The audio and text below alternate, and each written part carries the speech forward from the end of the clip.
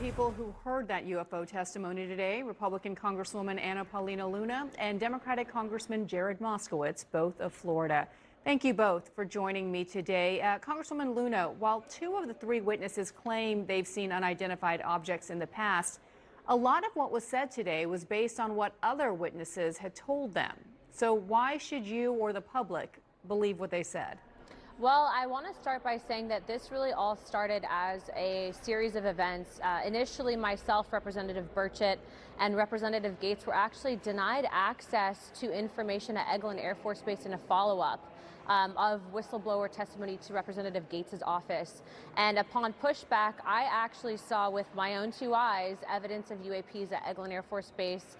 But also, too, it's important to note that both Grush as well as the other witnesses were not only extensively vetted, but also some of the most, I'd say, viral videos that have come out, the gimbal and the Tic Tac video, were actually filmed by two of those three witnesses. And then referencing Grush, we actually requested a skiff so that we could hear that privileged information, and we were denied access to that. And I think that Representative Moskowitz is going to be penning a letter to ensure that we get access to that skiff for that briefing. Well, to that point, Congressman Moskowitz, no government officials testified at the hearing today, and one of the witnesses alleges that the government is covering up its research on UFOs. Do you believe that to be the case? I do, and it's not that they didn't testify because they weren't invited. No one wanted to participate. That hand was extended to multiple agencies, and they refused to participate. And so, listen, there's no doubt that we're fighting for greater transparency here. I mean, that's what this is about. I mean, you have these pilots who are decorated veterans who have interacted with things that they can't explain, that are beyond the technology that they were flying, where you're talking about speeds that, you know, the human body would not be able to sustain, G-forces that they would not be able to sustain. And so, you know, when you hear that from reliable witnesses under oath in Congress, you know, that matters. And so when you hear from Grush that obviously in his previous job, you know, he worked with people who have worked with these UAPs, and that there are weapons programs that are unsanctioned off the books.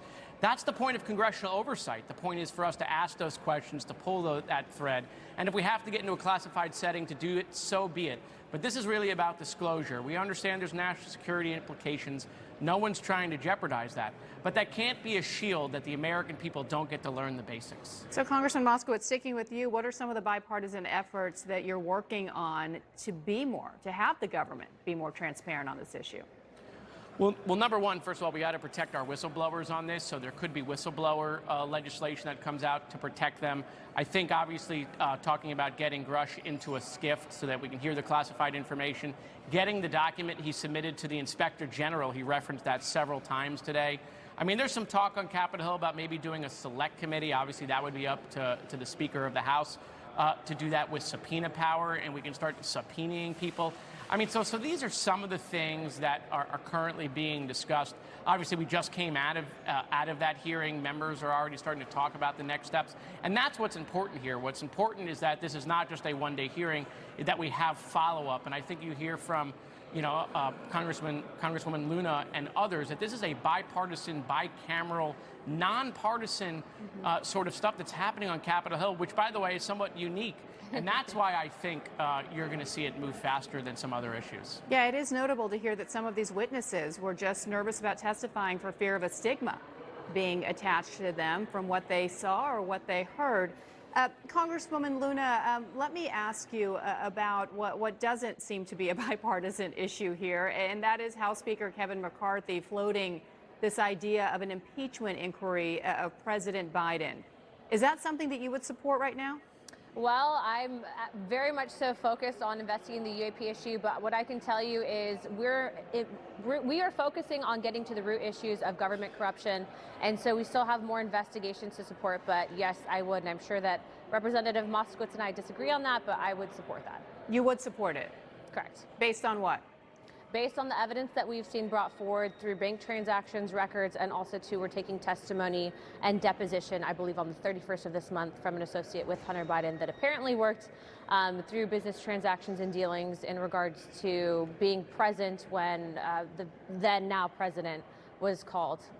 So do you think there's enough evidence to prove a crime here?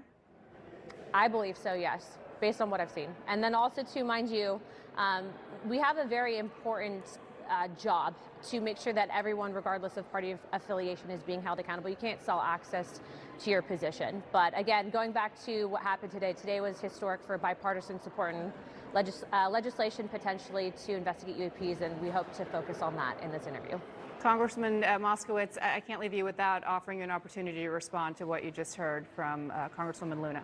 Well, obviously, this is where we part ways on what we think the next steps are. I mean, look, I think obviously there's more that we're going to learn about, what Hunter did or did not do, but that's completely separate from Joe Biden. There's been no evidence presented that this has anything to do with the president. Anyone who's been a parent knows that sometimes our kids do stuff, and that has nothing to do with us. And so at this juncture, I think there's no basis for an impeachment inquiry.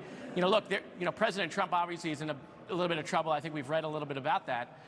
And my colleagues across the aisle can't save him. And so the strategy is to muddy up Joe Biden with this Hunter stuff. So look, we'll have to see what the next steps are and the more information comes out about Hunter.